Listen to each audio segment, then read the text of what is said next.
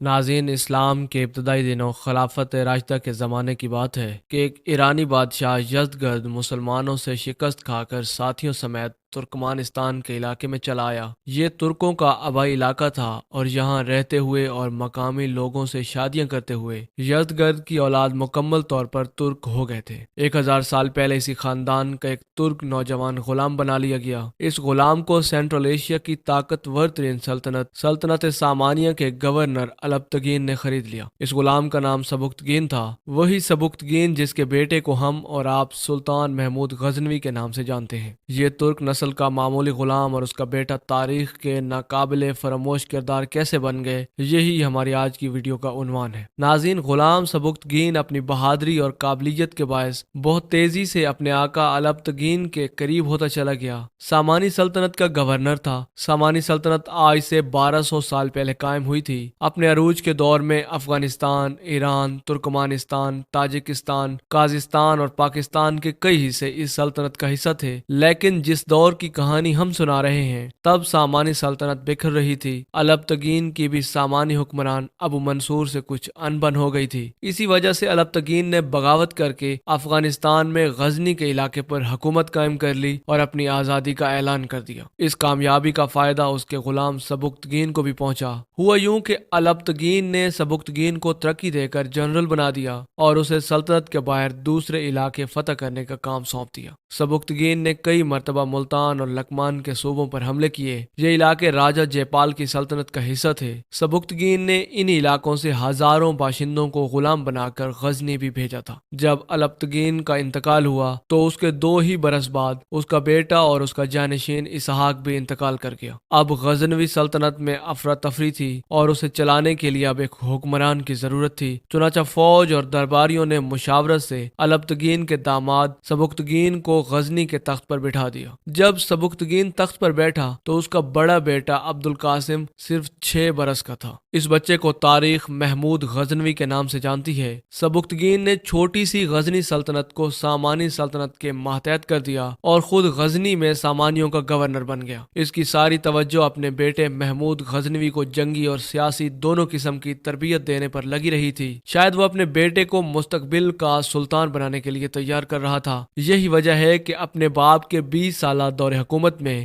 محمود غزنوی خوب منچ گیا تھا۔ وہ مناسب قد کا ایک طاقتور نوجوان تھا۔ کتابوں کے مطابق وہ اتنا طاقتور تھا کہ جو گرز اور نیزہ وہ استعمال کرتا تھا اسے دوسرے لوگ مشکل سے ہی اٹھا پاتے تھے۔ وہ اپنے باپ کے شانہ بشانہ ہر محاذ پر جنگ پر جانے لگا تھا۔ اس کی زندگی کا پہلا بڑا امتحان ہندوستان کے راجہ جے پال سے جنگ میں ہوا۔ سبکتگین نے راجہ جے پال کی سلطنت پر حملہ کر دیا۔ جے پال بھی مقابلے کے لیے نکلا اور لکمان کے علاقے میں دونوں لشکروں میں زبردست جنگ ہوئی۔ اس جنگ میں محمود غزنوی بہت جانفشانی سے لڑا۔ جے پال کا لشکر بھی ڈٹ کر مقابلہ کرتا رہا، لیکن جے پال کے لشکر کے ساتھ ایک مسئلہ تھا کہ اس کے زیادہ تر سپاہی پنجاب سے تعلق رکھتے تھے اور سخت سردی کے عادی نہیں تھے۔ سوچا گیا کہ اس کی کمزوری کو ایک عجیب طریقے سے استعمال کیا جائے۔ محمود غزنوی کو لوگوں نے بتایا کہ جے پال کے لشکر کے قریب پانی کا جو چشمہ ہے، اگر اس میں گندگی ڈال دی جائے تو سخت سردی پڑنے لگ جائے گی اور پھر پنجابی فوج جو ٹھنڈے موسم کی عادی ہرگز نہیں، وہ ٹھٹر کر رہ جائے گی اور مقابلہ نہیں کر سکے گی۔ چنانچہ محمود غزنوی کے حکم پر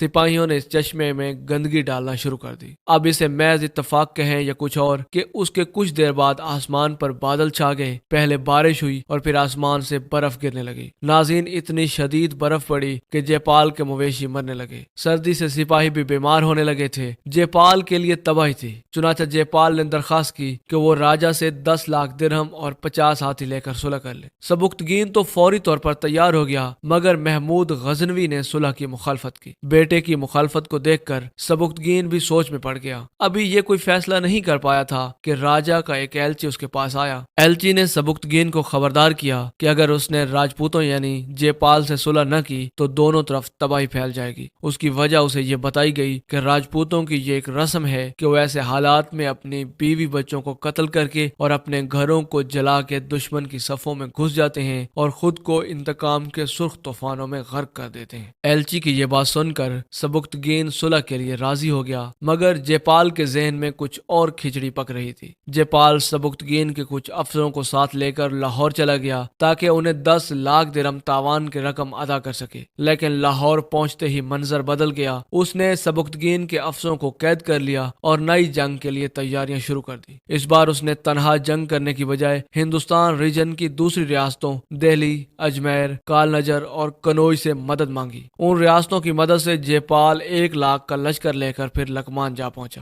جواب میں سبکتگین بھی مقابلے کے لیے نکل آیا۔ اس نے ایک بلند جگہ پر کھڑے ہو کر جےپال کی فوج کا جائزہ لیا اور وہ جہاں تک دیکھتا تھا اسے سر ہی سر نظر آتے تھے۔ یہ بہت بڑا لشکر تھا، لیکن اس وقت سبکتگین کے پاس اس کے مقابلے کے لیے اتنا بڑا لشکر نہیں تھا۔ چنانچہ اس نے ایک جنگی چال چلی۔ سبکتگین نے براہ راست حملہ کرنے کی بجائے اپنے سپاہیوں کو 500 کے دستوں میں تقسیم کیا۔ پھر اس نے جےپال کے اتنے بڑے لشکر میں وہ مقامات تلاش کیے جو اس کے نظر میں کمزور تھے۔ پھر ان 500 کے دستوں نے صرف ان کمزور مقامات پر مسلسل حملے کیے۔ جےپال اس تکنیک کا مقابلہ نہ کر سکا اور اسے عبرتناک شکست ہو گئی۔ اس فتح کے بعد سبکتگین نے بھاری تاوان بھی وصول کیا اور لکمان سے پشاور تک کا سارا علاقہ اپنی سلطنت غزنوی سلطنت میں شامل کر لیا۔ جےپال سے لڑائیوں میں محمود غزنوی کی فوجی تربیت میں تو نکھار آیا، لیکن اس کا باپ اس کی اخلاقی تربیت کرنا بھی نہیں بھولا تھا۔ ناظرین کہتے ہیں ایک بار محمود غزنوی نے اپنے باغ میں ایک نہایت عالیشان گھر تعمیر کروایا اور ایک نہایت پرتکلف دعوت میں اپنے والد کو بھی مدعو کیا، لیکن سبکتگین نے جب گھر کو دیکھا تو اپنے بیٹے سے کہنے لگا، میں اس گھر کو صرف ایک کھلونے کی طرح دیکھتا ہوں جسے میری رعایا میں سے دولت کے ذریعے کوئی بھی تعمیر کر سکتا ہے۔ لیکن اس نے اپنے بیٹے کو نصیحت کی کہ ایک شہزادے کا یہ کام ہے وہ شہرت کی ایسی یادگاریں تعمیر کرے جو شان و شوکت کے ستونوں کی طرح ہمیشہ قائم رہیں۔ ناظرین سبکتگین نے غزنی سلطنت کی حدود کو افغان علاقے ملخ تک بڑھا لیا تھا۔ اس وقت سبکتگین کا انتقال ہو گیا تھا۔ مرتے وقت اس نے اپنی سلطنت اپنے بیٹے اسماعیل کے نام کر دی۔ اسماعیل نے تخت پر بیٹھتے ہی اپنے درباریوں پر مال و دولت لوٹانا شروع کر دی، لیکن محمود غزنوی سبکتگین کی موت کے وقت اس کے پاس نہیں تھا، بلکہ وہ نیشاپور میں سامانی سلطنت کے خلاف ایک بغاوت کو کچل رہا تھا۔ اس نے اپنے بھائی سے حکومت چھیننے کی کوئی بھی کوشش نہیں کی، لیکن جب اسے یہ معلوم ہوا کہ اس کا بھائی سلطنت کی دولت دونوں ہاتھوں سے لٹا رہا ہے تو وہ خاموش نہ رہ سکا۔ اس نے اسماعیل کو ایک پیغام بھیجا اور پیشکش کی کہ اگر اسماعیل باقی سلطنت چھوڑ دے تو محمود غزنوی اسے بلخ اور خراسان کا حکمران تسلیم کر لے گا، لیکن اسماعیل نے محمود غزنوی کی اس پیشکش کو مسترد کر دیا۔ اب محمود غزنوی نے اپنے ایک چچا اور چھوٹے بھائی سے بغاوت کا اعلان کر دیا۔ محمود غزنوی اپنی فوج اور اتحادیوں کے ساتھ غزنی کے قلعے کی طرف بڑھ رہا تھا تاکہ خزانے اور قلعے پر قبضہ کر سکے۔ ناظرین اتفاق دیکھیے کہ اسماعیل بھی اس وقت غزنی میں موجود نہیں تھا، وہ بھی غزنی کی طرف دوڑا تھا تاکہ محمود سے پہلے وہاں پہنچ سکے، اور پھر تاریخ کا یہ بھی اتفاق دیکھیے کہ دونوں بھائی ایک ہی وقت میں غزنی کے قریب پہنچ گئے اور اب غزنی کے قلعے پر قبضے کے لیے دونوں میں جنگ شروع ہو گئی۔ اسماعیل کے لشکر میں ہاتھی بھی شامل تھے اور بظاہر اس کا پلڑا بھاری نظر آ رہا تھا، لیکن محمود غزنوی جیسے منجے ہوئے کمانڈر کے سامنے اتنا بڑا لشکر بھی زیادہ دیر ٹک نہ سکا۔ لڑائی میں اسماعیل کی فوج جلد پسپا ہوئی، لیکن غزنی کا قلعہ چونکہ ان کے قریب تھا اس لیے اسماعیل اپنے سپاہیوں سمیت قلعے میں داخل ہو گیا اور وہاں پوزیشن سنبھال لی۔ اب صورتحال یوں تھی کہ اسماعیل غزنی کے قلعے اور شاہی خزانے پر قابض تھا، مگر محمود غزنوی قلعے کے باہر محاصرہ کیے ہوئے موجود تھا۔ لیکن اسماعیل کے ساتھ مسئلہ یہ تھا کہ وہ قلعے کے اندر رہتے ہوئے یہ خزانہ استعمال بھی نہیں کر سکتا تھا اور اس خزانے کو استعمال کرتے ہوئے باہر سے بڑی فوج بھی تیار نہیں کر سکتا تھا۔ سو کچھ عرصے بعد اس نے مایوسی میں ہتھیار ڈال دیے، قلعے اور خزانے کی چابیاں محمود غزنوی کو پیش کر دی۔ اب محمود غزنوی نے اسماعیل سے پوچھا، بتاؤ اگر جنگ میں تم جیت جاتے تو مجھ سے کیا سلوک کرتے؟ اسماعیل نے کہا، میں تمہیں ایک ایسے قلعے میں قید کر دیتا جہاں عیش و آرام کے تمام سامان موجود ہوتے۔ محمود غزنوی نے بھی ایسے ہی کیا، اسماعیل کو مزار شریف کے قریب گزگان کے قلعے میں قید کر دیا۔ یہاں اسے ہر سہولت میسر تھی، لیکن وہ قید تھا اور یہیں اس کی موت واقع ہوئی۔ محمود غزنوی 30 برس کی عمر میں تخت پر بیٹھا تھا، لیکن اس کی حیثیت بھی اپنے باپ کی طرح سامانی سلطنت کے گورنر ہی کی تھی۔ محمود غزنوی نے سامانی سلطنت سے اپنی وفاداری ظاہر کرنے کے لیے سامانی دارالحکومت بخارا میں اپنا ایک سفیر بھی بھیجا، لیکن وہ زیادہ دیر تک اس کمزور سلطنت کے ماتحت نہ رہ سکا۔ سن 999 میں اس نے سامانیوں سے آزادی آزادی کا اعلان کر دیا۔ ہو سکتا تھا کہ سامانی اس کی بغاوت کو کچلنے کے لیے ایک لشکر بھیجتے، لیکن سلطان محمود غزنوی کو یہ فائدہ ہوا کہ سینٹرل ایشیا کا ایک طاقتور ترین حکمران ایلچ خان بخارا پر چڑھ دوڑا۔ اس نے سامانی سلطنت کو صفحہ ہستی سے ہمیشہ کے لیے مٹا دیا۔ محمود غزنوی نے ایلچ خان کی بیٹی سے شادی کر کے اسے اپنا اتحادی بنا لیا۔ اب وہ اپنی سلطنت غزنی سلطنت کا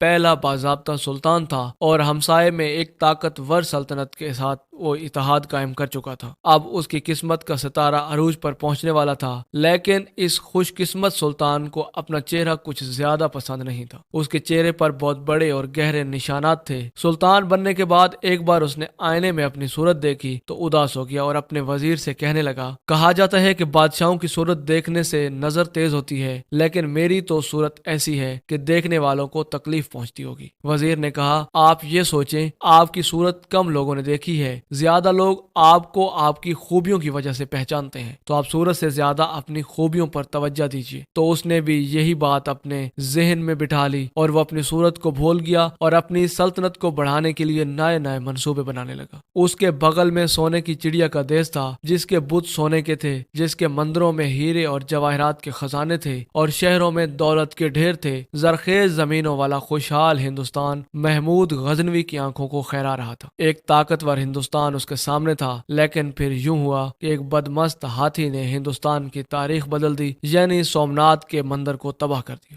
محمود غزنوی کی سب سے مشہور فتح سومنات کا مندر ہے، لیکن کیا واقعی سومنات کو کوئی مندر تھا؟ کیا سلطان کے بارے میں مشہور واقعات اتنے ہی درست ہیں جتنے کہ آپ نے اور ہم نے سن رکھے ہیں؟ ناظرین، محمود غزنوی نے ہندوستان پر پہلا حملہ اگست سن 1001 میں کر دیا۔ اس حملے میں اس نے پشاور کے نزدیک اپنے پرانے دشمن راجہ جے پال کو شکست دی۔ اس کو مال غنیمت میں شاہی خاندان کے ہیروں کے 16 ہار ملے، جن کی قیمت تقریباً 6 لاکھ دینار تھی۔ اس کے علاوہ 5 لاکھ غلام اور کنیزیں بھی تقسیم ہوئیں۔ ناظرین، اس جنگ کے بعد محمود غزنوی نے پنجاب کا ایک اور علاقہ بٹھنڈا بھی فتح کر لیا، مگر اس کی جنگ کی سب سے بڑی کامیابی یہ تھی کہ راجہ جے پال زندہ پکڑا گیا، مگر سلطان نے یہ کیا کہ ایک بار پھر راجہ جے پال کو خراج کے وعدے پر رہا کر دیا۔ لیکن ہوا یہ کہ جب جے پال رہائی پا کر واپس پہنچا تو اس نے ایک عجیب و غریب کام کیا۔ اس نے خود کو چتا میں جلا کر خودکشی کر لی۔ اس کی موت کے بعد یہ لڑائی ختم نہیں ہوئی۔ اس کے بیٹے اننت پال اور پھر نواسے جے پال ثانی نے بھی کئی دفعہ محمود غزنوی سے جنگیں لڑیں، لیکن ہر بار شکست ہی ان کا مقدر ٹھہری۔ ناظرین، ان میں سب سے بڑی جنگ ایک بار پھر پشاور ہی کے قریب ہوئی تھی۔ اننت پال نے تمام ہندوستانی ریاستوں کو متحد کر کے محمود غزنوی سے جنگ شروع کی۔ پشاور کے قریب دونوں فوجیں آمنے سامنے آئیں تو محمود غزنوی نے اپنی فوج کی کم تعداد کو دیکھتے ہوئے اپنے کیمپ کے گرد خندق کھود لی۔ 40 روز تک دونوں فوجیں آمنے سامنے دو بدو کھڑی رہیں۔ تیر چلا نہ تلوار،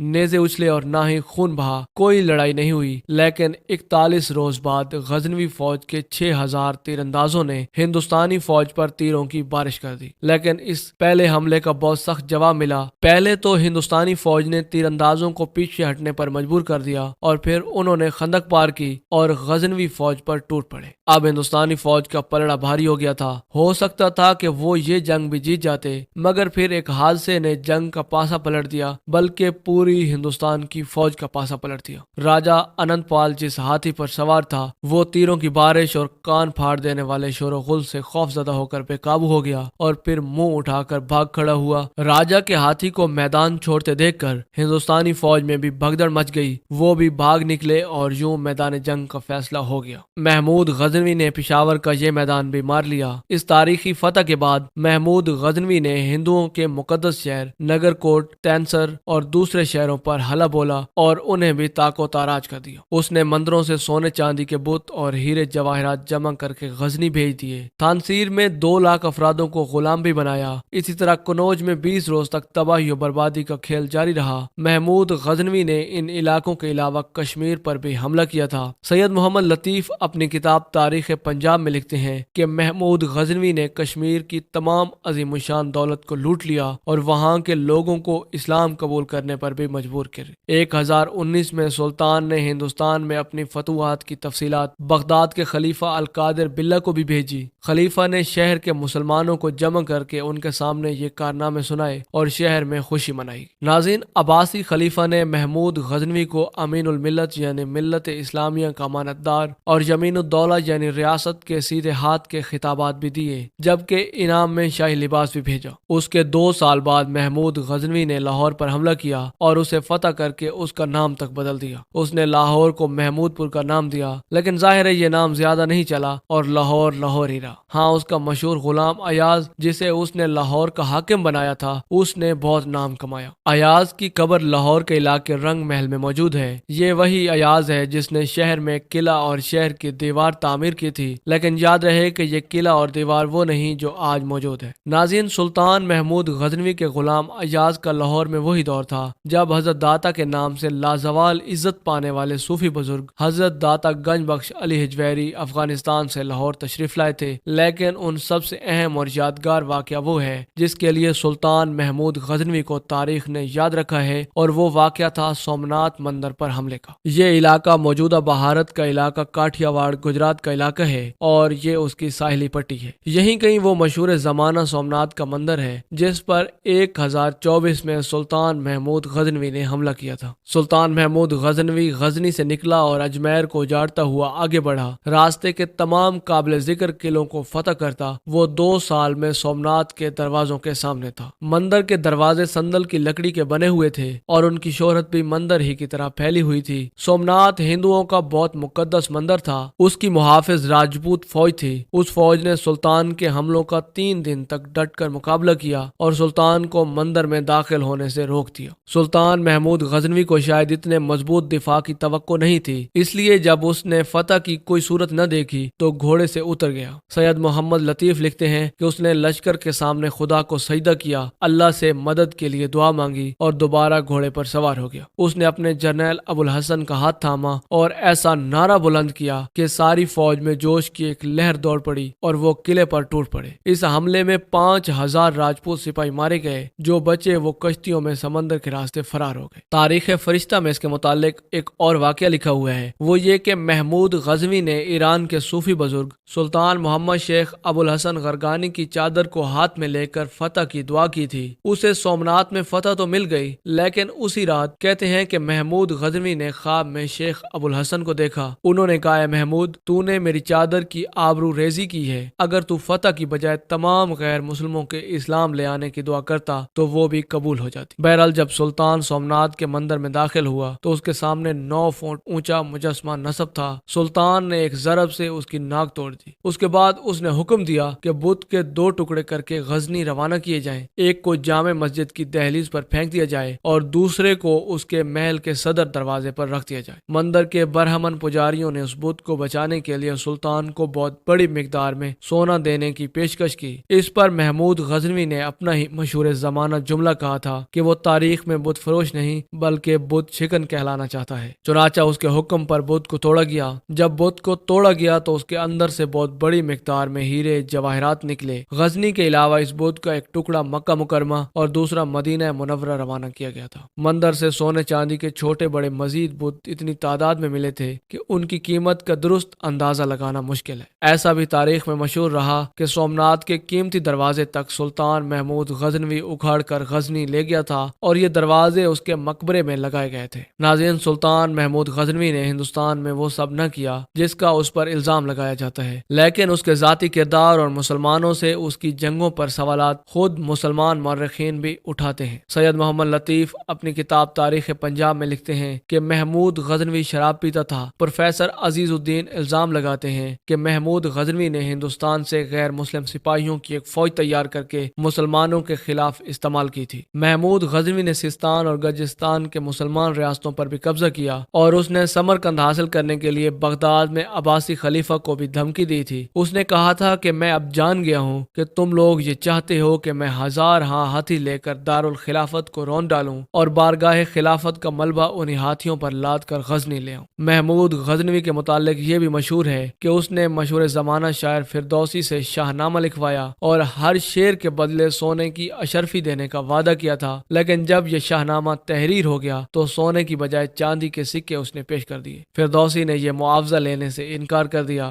بعد میں محمود غزنوی نے سونے کے سکے بھیجے، لیکن یہ سکے اس وقت پہنچے جب فردوسی کا جنازہ گزر رہا تھا۔ ان سب باتوں کے باوجود یہ حقیقت اپنی جگہ مسلم ہے کہ سلطان محمود غزنوی نے ایک عظیم الشان افغان سلطنت قائم کی تھی۔ اس کی سلطنت ایران سے لے کر کچھ چینی علاقوں تک اور جنوب میں بحیرہ عرب تک پھیلی ہوئی تھی۔ صرف سلطنت ہی نہیں پھیلی تھی بلکہ اس کے پاس خزانوں کے بھی انبار لگ چکے تھے، لیکن اب یہ خزانوں کے انبار اس سے جدا ہونے والے تھے۔ اسے 63 برس کی عمر تک پتھری کا جان لیوا مرض لاحق ہو چکا تھا۔ جب وہ جان گیا کہ اس کے زندہ رہنے کا کوئی امکان نہیں تو وہ غمزدہ رہنے لگا۔ اس نے شاہی خزانے کے تمام جواہرات، روپے اور اشرفیاں نکلوا کر محل کے سین میں ڈھیر لگوا دیے۔ پھر وہ انہیں دیکھ کر دھاڑے مار مار کر رونے لگا۔ اگلے روز اس نے اپنی فوج کو معائنے کے لیے صف آرا کروایا، جس میں اس کے سامنے 1,00,000 پیدل فوج، 50,000 گھڑ سوار اور 1,300 ہاتھی گزرے۔ محمود غزنوی اپنے پلنگ پر ٹیک لگائے بیٹھا تھا اور یہ سب دیکھتا تھا اور آنسو بہاتا جاتا تھا۔ اس کے اگلے دن 29 اپریل سن 1030 کو 63 برس کی عمر میں محمود غزنوی انتقال کر گیا۔ افغان شہر غزنی کی یہ عمارت ایک مقبرہ ہے اور اسے قصر فیروزی کہتے ہیں۔ اس کے اصل دروازے اب موجود نہیں کیونکہ انہیں انگریز اکھاڑ کر ہندوستان لے آئے تھے اور اب یہ آگرہ کے قلعے میں محفوظ ہیں۔ اس مقبرے میں سلطان محمود غزنوی محو خواب ہے۔ دوستو، تاریخ جتنی پرانی ہوتی ہے اتنی ہی مشکوک اور مبالغہ آرائی اور قصوں پر مشتمل ہوتی ہے۔ آپ ہمیں کمنٹس میں ضرور بتائیے کہ آپ کے خیال میں سلطان محمود غزنوی ایک ہیرو تھا یا ایک طاقتور سلطان جو ایک طاقتور ریاست قائم کرنا چاہتا تھا اور اس کے لیے کچھ بھی کرنے کو تیار تھا۔ دوستو، یہ تھی ہماری آج کی ویڈیو۔ اس امید کے ساتھ اجازت چاہیں گے کہ آپ کو ہماری ویڈیو پسند آئی ہوگی۔ ملتے ہیں بہت جلد ایک نئی دلچسپ اور علم سے بھرپور ویڈیو میں۔ تب تک کے لیے اللہ نگہبان۔